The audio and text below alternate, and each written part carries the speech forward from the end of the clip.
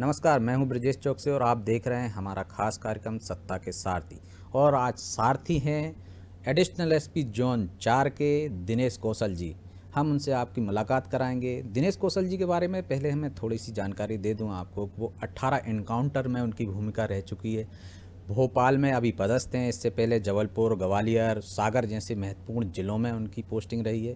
तो उनकी काम की बदौलत वो एक के बाद एक बड़े शहरों में रहे हैं। तो आइए मुलाकात कीजिए एएसपी जोन 4 दिनेश कौशल जी से। बहुत बहुत स्वागत है सर। नमस्कार, धन्यवाद आपका। शुरुआत शुरू से करते हैं सर। बिल्कुल। आपका बचपन।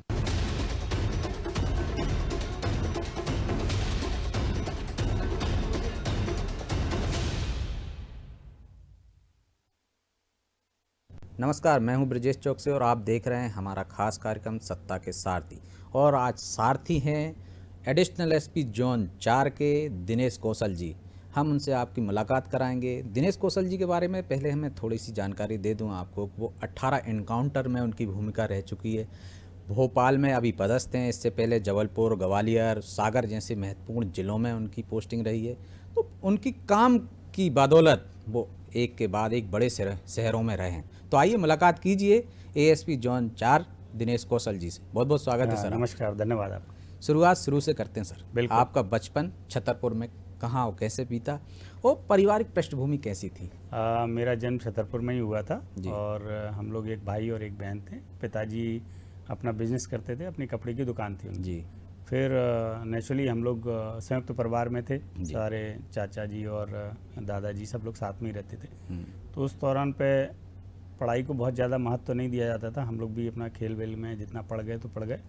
तो धीरे धीरे से कक्षा 1 से शुरू करके 9th तक आए तो 9th में सप्लीमेंट्री आ गई। जी।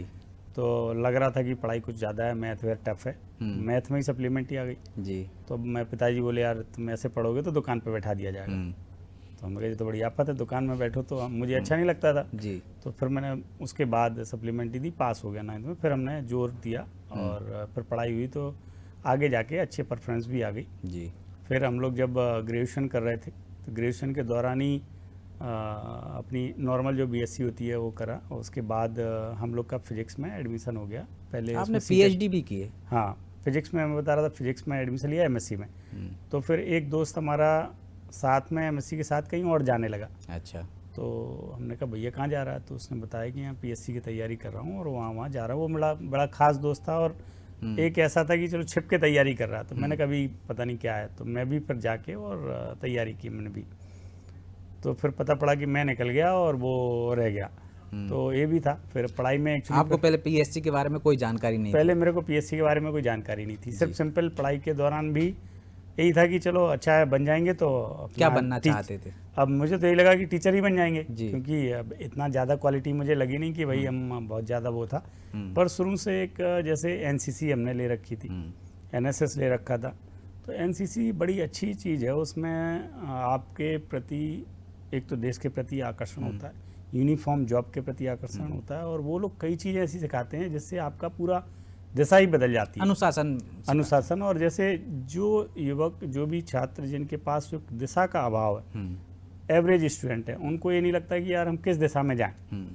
तो एनसीसी लेने से हमने स्कूल में भी लिया, कॉलेज में भी लिया, पूरा तीनों एबीसी सर्टिफिकेट किया। तो एक उन्होंने बहुत सारा हम लोग का जो डेवलपमेंट होता है वो किया। और फिर हमें एक आकर्षण लगा यूनिफॉर्म जॉब का कि यार हम बनेंगे तो अब कुछ ना कुछ यूनिफॉर्म जॉब वाले बनेंगे। ग्रेजुएशन कैसे तैयारी की आपने? कोचिंग ज्वाइन की या फिर किसी से गाइड लिया? उस दौरान हमने तैयारी के साथ साथ भी कई जॉब दिए।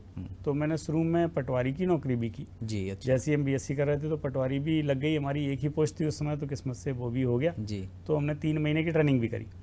पर यूनिफॉर्म जॉब के प्रति आकर्षण होने से फिर हम लोगों ने यूनिफॉर्म वाले कई एग्जाम दिए, सब इंस्पेक्टर के दिए, एसएससी वाले। पटवारी रहते हुए आप ट्रेनिंग के दौरान एग्जाम देते रहे? एग्जाम भी दिए। तो उसमें हमारा फिर एक पोस्ट ऑफिस वाले में एक असिस्टेंट पोस्ट मास्टर पोस्ट होती है, उसमें भी लग गया। जी। तो फिर वो भी की। जी। वो 2 साल की। तो उसी के साथ साथ हमारा जब यूनिफॉर्म जॉब में हमने कई एग्ज़ाम दिए तो उसमें हमारा सब इंस्पेक्टर बीएसएफ में भी हो गया, सीआईएसएफ में भी हो गया, वायरलेस वाले में भी हो गया। जी। तो पर फिर हमारा उसी के साथ साथ हम लोग इसकी पीएससी की तैयारी करने लगे। तो फिर उस दौरान हमारा पीएससी प्री भी निकल गया, मेन भी निकल गया। तो एक बार फर्स्ट टाइम में इंटरव्यू तक गए थे। जी। फिर इंटरव्यू में फाइनल नहीं हुआ तो फिर सेकेंड टाइम अपने तैयारी की, जी। तो सेकेंड टाइम हमारा इसमें हो गया था और पोस्ट भी हमें डीएसपी मिल गई। वर्दी को लेकर आपका इतना आकर्षण था, जी जी। तो कभी ये नहीं सोचा कि सिविल सर्विस की दे देते हैं तो आईपीएस ही बन जाएंगे? नहीं, बिल्कुल हमारा वो भी था एम। एक्चुअली हम लोग जिस बैकग्राउंड से निकले हैं उसमें एक तो पहले कहीं जॉब का था ही नहीं। जी। मैं लग रहा था कि दुकान हाँ। पे ही बैठेंगे, तो जॉब अपने पास जब एमपीपीएससी का पता चला तो अपने वो तैयारी की। सिविल सर्विस का उस समय हमारे पास यूपीएससी सिविल सर्विस का ऐसा कुछ एम ही नहीं था। जी। फिर भी जब तैयारी करने लगे तो पता चला कि ऐसा भी एग्ज़ाम होता है, तो फिर हमने एक आधे बार वो भी दिया। और फिर उसके बाद एग्ज़ाम देते देते सिविल सर्विस का हमारा इसमें सिलेक्शन हो गया डीएसपी में। तो फिर हमने उसका प्री भी निकाला, तो उसके बाद हमने सोचा चलो दिल्ली तैयारी करेंगे। तो जब डीएसपी में हो गया तो उसमें सिंगल फ्रेम थे, तो बताते थे मेडिकल बड़ा टफ होता है और कहीं इसी में निकल गए तो वो साला वो भी चला जाएगा। तो फिर हम लोगों ने जेएमएम ज्वाइन किया, मेडिकल हुआ, फिर एक बार आप इस जॉब में आ गए तो फिर उसमें बड़ा टफ रहता है, तो फिर उसमें हम लोग न जाके इसी में प्रॉपर आगे बढ़ गए। करीबियों मध्य के पास प्रदेश रहते की, हो। देश की और सबकी सेवा भी कर सकते हैं और बड़ा भले के काम कर सकते हैं। तो हमने फिर मतलब फिटनेस को लेकर पहले से ही आप सजग थे? फिटनेस पर मुझे लगा कि अब भी जिम करते हैं क्या? अब जिम में साइकिलिंग करता हूँ अभी, तो साइकिलिंग अपना एक रखी है, सुबह जाता हूँ और मॉर्निंग वॉक कर लेता हूँ, जब टाइम मिले इवनिंग कर लेता हूँ, नहीं तो योगा वगैरह भी कर लेता हूँ। जी। रस्सी वस्सी पे चल लिए, कुल मिला के उद्देश्य है कि आप फिट रहो एनी हाउ। हमने तो ऐसा भी देखा है कि आप साइकिल से औचक निरीक्षण करने निकल पड़ते हैं। हाँ बिल्कुल बिल्कुल, ऐसे कई भी मौके आए हैं कि जब जैसे लॉकडाउन भी इवेंट लगा हुआ है, हमारी पुलिस लगी हुई है, तो अपना निकल गए चेक करने के लिए, तो साइकिलिंग भी हो गई और उसको चेक भी कर लिया। उससे फोर्स को भी ये लगता है कि अरे कभी भी कोई आ सकता है चेक करने के लिए, तो वो भी बड़े अलर्ट रहते हैं और हमें भी उसका बड़ा फ़ायदा मिलता है। तो जब पुलिस में आए होंगे, इतनी नौकरियां एक के बाद एक लगी होंगी, तो घर वालों ने नहीं कहा भाई जो मिल गई है उसी में रहो, आगे मत बढ़ो, नहीं तो ये भी चली जाए? सही है, बिल्कुल कहा है और उन्होंने कहा भी था, पर वो देख गए कि अब बच्चा निकल जाएगा तो लगता है, और खुद ही प्रयास कर रहे थे। एक जॉब तो हमारा सिक्योर ही था, अब घर वालों से कोई पैसे नहीं लेने की फॉर्म भर रहे हैं, इसमें दिक्कतें आ रही है, तो उन्होंने कहा मेहनती है अब तो कर लेगा, तो कर लिया। साथ में कोई खोने का डर था नहीं, कहीं जॉब में कर ही रहा था। पीएससी में जब सिलेक्शन हुआ होगा तो सबसे पहले खुशी कैसे मिली और कैसे सेलिब्रेट किया? बिल्कुल, पीएससी में सर हम लोग का क्या हुआ था कि हम लोग इंदौर में मॉक इंटरव्यू देके इंदौर में करके फिर घर आ गए थे। जी। मेरा सिलेक्शन एक्चुअली ट्रेजरी ऑफिसर में हुआ था उस दौरान, तो मैं भी बड़ा खुश था, चलो अच्छा है, इतना सेकंड क्लास का जॉब मिल गया, अपना बढ़िया हो गया। अब उसके बाद घर पे था तो मुझे पता चला कि मेरे से जिसके कम नंबर हैं वो ऊपर है, सॉरी तो मुझे बताया गया, तो मैंने एक एप्लीकेशन रिप्रेजेंट की। तो उसके बाद 7 दिन बाद पूरा लिस्ट ओवरहाल हो गई, पूरी चेंज हुई, रिवाइज हुई, तो मैं डीएसपी में आ गया और बाकी फिर उस हिसाब से बाकी सब लोग आ गए। तो मुझे ऐसे सूचना मिली और बड़ा ऐतिहासिक रहा कि इस तरह से चेंज होना और फिर डीएसपी में आना, और फिर हमारा उद्देश्य इसमें था, तो फिर आगे हमने फिर ट्राई भी नहीं किया। घर वाले तो बहुत खुश होंगे? घर वाले तो बड़े खुश थे, हम लोग तो थानेदार बन जाते तो ही खुश थे। हम लोगों ने तो एग्ज़ाम कांस्टेबल का दे रखा था, थानेदार का भी दे रखा था। वो तो एक पुलिस की जो इमेज है पहले जो थी, अभी भी वो है, थानेदार बन गया लड़का, अरे थानेदार बन गया, बहुत बड़ी बात है। वो फिर डीएसपी बन गया, अरे डिप्टी साहब बन गया, वो बन गया, तो घर वाले बड़े ग्लैड थे। परिवार वालों को, रिश्तेदारों को जब आप नौकरी में आते हैं या किसी अच्छे पद पर चयन हो जाता है तो बड़ी खुशी होती है, लेकिन पुलिस की जॉब जो है 24 घंटे की रहती है, आज के समय में आप उनको समय नहीं दे पाते होंगे तो बुरा भी लगता होगा? पुलिस का काम निश्चित रूप से पूरा बेसिकली वो नौकरी नहीं है, सर्विस है, सर्विस, सेवा है। आप यदि इच्छा से करते हो तो सेवा है, उसका आनंद ही अलग है। और ऊपर वाले ने एक मौका दिया है सेवा करने का, तो फिर हमें जी भर के करना चाहिए। लेकिन रिश्तेदारों को क्या समझाएं? वो कहते हैं कि दिनेश बड़ा घमंडी हो गया। नहीं, बिल्कुल सही है आपका कहना। मैं अब कई शादियां ऐसी होती हैं, कई ऐसे फंक्शन होते हैं जहां जाना रहता है ज़रूरी, पर नहीं जा पाते, तो वो कहते हैं अरे तुम तो अब बड़े आदमी हो गए हो, अब नहीं जा रहे हो। हम भी कह देते हैं पिताजी से कि भाई आप ही हो आओ, तो वो लोग अपने हिसाब से मैनेज करते हैं। पर हम लोग तो कई ऐसे फंक्शन हैं जो चूक जाते हैं, और एक्चुअली त्यौहार में हम लोग जा नहीं पाते हैं, तो सारे त्यौहार नौकरी करनी रहती है, तो अपने हिसाब से वो करते हैं। मनपसंद सर्विस में आ जाते हैं आप, डीएसपी में चयन हो जाता है। जी जी। तो इसके बाद आपकी ट्रेनिंग होती है। बिल्कुल। ट्रेनिंग कैसी रही आपकी और कोई अच्छा किस्सा? बिल्कुल, हम लोग डीएसपी में सिलेक्शन हो गए, फिर उसका वेरिफिकेशन वगैरह होके हम लोगों ने सागर में ज्वाइन किया। सागर में ज्वाइन करने के बाद अब वहाँ भी कंपटीशन चालू हो जाता है, भाग दौड़ सुबह 5 बजे से 4 बजे से चालू हो जाती है, फिर आपको कैसे क्या करना है सब चीज़ें रहती हैं। तो मुझे भी एनसीसी वगैरह ले रखा था, तो शौक था कि मैं भी लीडर बनूँ उसमें। तो कंपटीशन वैसे ही रहता है, तो फिर भाग दौड़ उसमें प्रयास किया, लोगों ने बताया अरे जुगाड़ भी चलती है, वैसा भी होता है, पता तो था नहीं कुछ। पर यह है कि आप मेहनत करते हो तो बहुत अच्छा। मैं भी टोली लीडर रहा और बाकायदा उसमें रिवार्ड भी मिले। और फिर जॉब में आने के बाद लॉ में मुझे इंटरेस्ट हुआ पढ़ाई का एक्चुअली, फिर धीरे धीरे इंटरेस्ट बढ़ा, तो फिर हमने LLB भी की नौकरी में रहते हुए, उसकी बाकायदा परमिशन लेते हैं। फिर LLM का भी प्रयास किया, पर चूंकि वो रेगुलर बेस था तो LLM नहीं कर पाए। फिर हमने उसमें एक्चुअली हमारा एक सब्जेक्ट हिस्ट्री के साथ साथ फिलॉसफी भी था जी।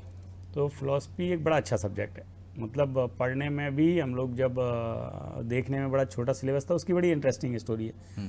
मतलब अब मेरा अचानक PSC में सिलेक्शन हो गया जी फर्स्ट टाइम में, तो अब मुझे लगा कि उसमें दूसरा सब्जेक्ट क्या लें, एक सब्जेक्ट तो हिस्ट्री था, तो देखा कि कैसे किसमें कितना गैप है, और एक्चुअली 1.5 महीने बाद एग्ज़ाम होने वाला था, टफ तो रहता ही है। तो फिर देखा सबसे बाद में फिलॉसफी होता है और सबसे छोटा सिलेबस दिखता है वो जी। तो फिर हमने तलाशा पढ़े, पर जब बुक्स पढ़ी तो बड़ी इंटरेस्टिंग है, आपसे और हमसे सबसे जुड़ी हैं, आपके दर्शन हमारा दर्शन, उनने का वेस्टर्न क्या सोचता है, इंडियन क्या सोचता है, लोगों को समझने की। तो फिर हम लोग तो इवन इंदौर से जब छतरपुर आते थे तो बस में बैठे ही पूरा फिलॉसफी खत्म कर लेते थे, चिंतन से ही जी। तो फिर उसमें हमारी जागरूकता भी बढ़ी, तो फिर मैंने उसमें PhD भी की, PhD और UGC नेट एग्ज़ाम भी निकाला था जी। वो भी इसके लिए होता है, स्कॉलरशिप के लिए, और रिसर्च कर सकते हो आप, और लेक्चरशिप की पात्रता रहती है। पुलिस में रहते हुए इतना समय मिल जाता है पढ़ाई के लिए? अब एक्चुअली आपका इंटरेस्ट हो तो कहीं ना कहीं आप निकाल ही लेते हैं। तो अब योगा कर रहे हैं, फिट रहना है, तो योगा ही हमारा फिलॉसफी भी है, तो वो भी आप इंटरेस्ट से पढ़ सकते हो। मैंने तो अभी एक किताब भी लिख ली पुलिस के, तो वो भी लिख के और पब्लिश भी हो गई है। क्या नाम है किताब? उसमें आओ पुलिस को जाने जी। क्योंकि जब यहाँ आ गए तो मुझे लगता था कि पुलिस को लोग बाग सही तरीके से नहीं जानते। जैसे मैं छोटा था तो अपने छतरपुर में कोतवाली से निकलने में जाता था तो डर लगता था, पुलिस ऐसा नहीं उठा के बंद कर दे, किसी भी केस में बंद कर दे।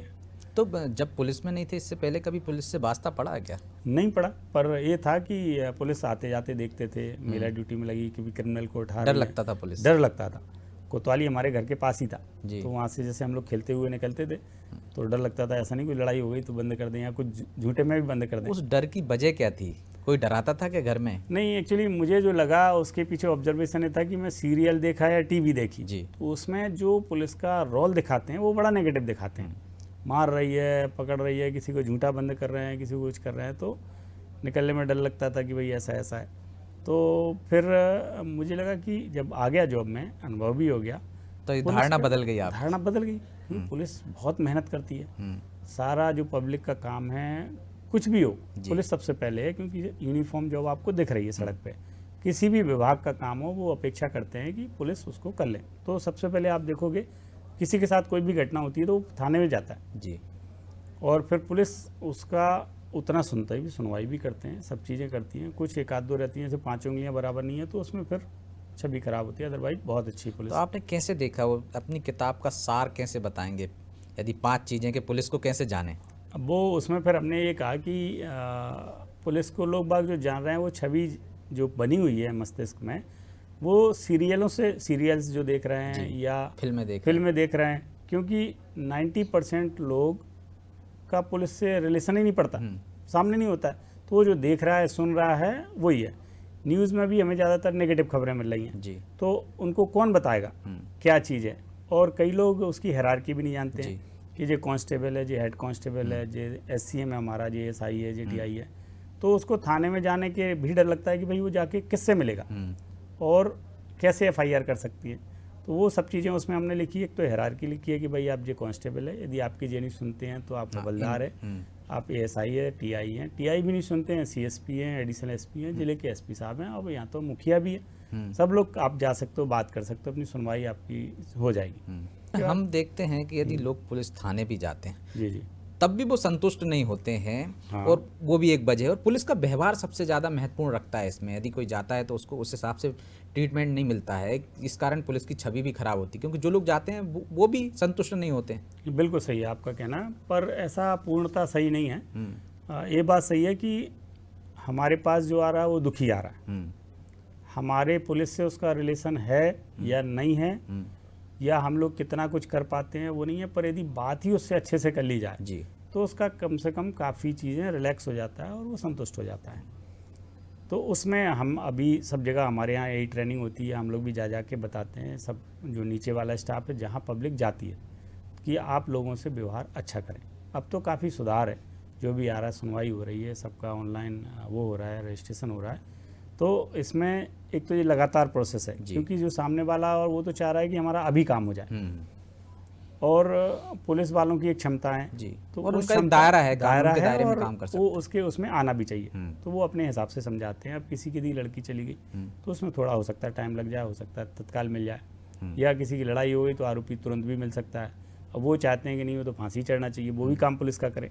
यदि भाई पब्लिक को सारी चीज़ें नॉलेज नहीं है तो जितना है वो बताते हैं, उसके हिसाब से पुलिस कार्रवाई भी करती है और समझाते हैं। इसको हमने उसमें लिया भी है कि पुलिस क्या है बेसिकली, मतलब रात दिन जग रही है, आप गश्त उसकी तकलीफें बताई, उसकी सीमाएं बताई और क्या अच्छाई हैं, क्या पब्लिक को, आम पब्लिक को जानना चाहिए जी। इसलिए हमने उसको आओ पुलिस को जाने करके शीर्षक में उसको लिया है और बड़ा अच्छा पब्लिश हुआ है और उसको फायदा भी मिल रहा है। शुभकामनाएं सर उसके लिए। Thank you sir. पहला प्यार की तरह पहला केस भी याद रहता है, आपका क्या था? बिल्कुल सही है। और मेरी फर्स्ट पोस्टिंग जैसे ग्वालियर हुई, उसके बाद दतिया आ गया मैं जल्दी। तो दतिया एसडीओपी के वहाँ पे हम लोग के समय में काफ़ी डकैतों का आतंक था, किडनैपिंग कर लेते थे, फिर फिरौती मांगते थे। गरीब लोग भी अमीर लोग भी जैसे भी हो सबको करके क्लियर करते थे। तो हम लोग को भी सूचना मिली कि एक लाल बहादुर गैंग है और उसने 35 केस ऑलरेडी किडनैपिंग के कर चुके हैं और फिर एक पकड़ कर लिया और फिर करवा रहे हैं। सूचना मिली कि एक गांव में आ रहा, पकड़ करने जा रहा है।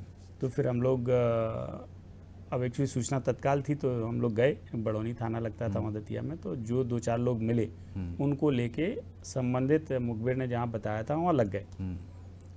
अब एक्चुअली पहला केस था, पता नहीं था और फोर्स भी अपना था जी।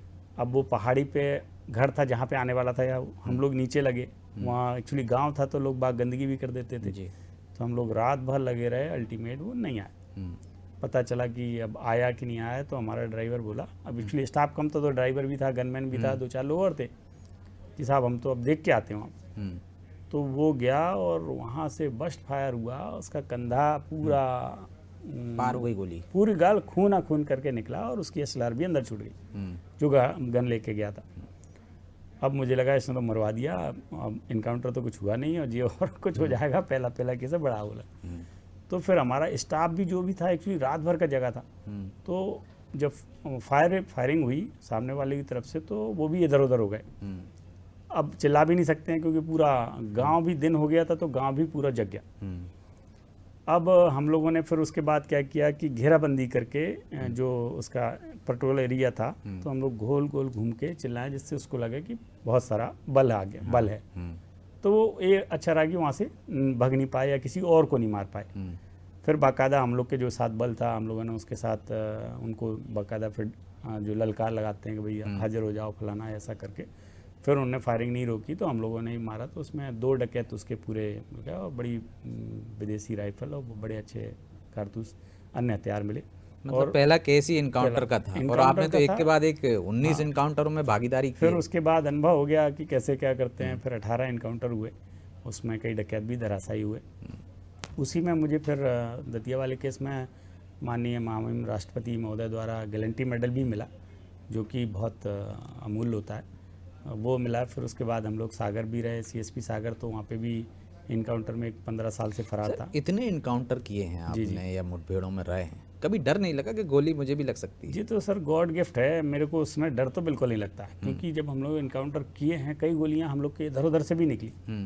तो एक अंदर ऊपर वाला क्षमता देता है कि हो सकता है नौकरी से मुझे डर लगता हो कि यार कुछ निकल ना जाए, ये ना हो जाए, पर इन चीज़ों में नहीं लगता। घर वालों को तो लगता होगा? घर वालों तो फ़ोन करते, अरे बेटा अच्छे से रहना, तुम ऐसे जबरन के काम मत करो, ये करो। वो तो पुलिस की नौकरी में आए तो भी डर लगता था उन्हें, कोई रहा नहीं कभी, अरे अब पता नहीं तुम क्या करोगे, ये करोगे। पर फिर समझ आई इसको और फिर धीरे धीरे देखा उन्होंने कि सब काम अच्छा है, वो बाकायदा सुरक्षित रहते हैं। आपकी धर्मपत्नी नहीं कहती कि ज़्यादा आगे मत जाया करो? बिल्कुल कहती है, और अभी भी कहती है वो तो, क्योंकि वो भी हमारे मतलब इस जॉब से कभी कोई रिलेशन रहा नहीं, पर जब शादी हुई तो उन्होंने DSP रहते ही कराई। तो अब इतना तो साथ देना ही पड़ेगा सबको, भाई पुलिस वाले से की है तो, पर वो भी बोल्ड है, उसने भी बाकायदा LLB की, फिर LLM किया, PhD किया उसने। तो कभी सलाह नहीं लेते हैं आप? नहीं, पूरी सलाह लेते हैं। और कभी वो नहीं कहती कि पुलिस ये गलत कर रही है, आप लोग ऐसे गलत करते हो? बिल्कुल कहती है, जहाँ पे कुछ ऐसा होता है तो हम लोग तो बताते हैं, पढ़ती पेपर है, पढ़ती है तो बताते हैं, फिर बताना भी पड़ता है उनको, भाई नहीं ऐसा नहीं, ऐसा वास्तविकता है। तो सब चीज़ें डिस्कस होती हैं, बाकायदा पार्ट है अब तो लाइफ का। तो जॉब में हम मतलब बाहर तो सफाई देना ही है, घर में भी सफाई देना पड़ती है काम को लेकर। बिल्कुल सही है, बिल्कुल बताना रहता है और टाइम रहता है। ये तो अच्छा है कि हम लोग सिविल में जा नहीं पाते, कहीं यूनिफॉर्म में जाते हैं। तो जब कौशल जी फ्री होते हैं तो क्या करते हैं? फिल्म देखते हैं या सिर्फ किताबें पढ़ते रहते हैं? नहीं, मेरा शौक है टीवी भी देखने का है, और मैं पेंटिंग भी करता हूँ। अच्छा। और इवन फ्लूट भी बजाता हूँ। तो जब टाइम जैसा मिल जाता है, जैसा माहौल रहता है, वैसा हम लोग काम करते हैं। और क्योंकि आदमी तनाव बहुत रहता है नौकरी के साथ। आपको जब आते हो घर में, तो घर में भी फ़ोन बजते रहते हैं, सेट आपका बजता रहता है, प्रेजेंट घर में भले ही रहें पर दिमाग कहीं और रहता है, कुछ घटनाएं और कुछ ऐसी चीज़ ना हो या कुछ चल रहा हो तो वो भी रहता है।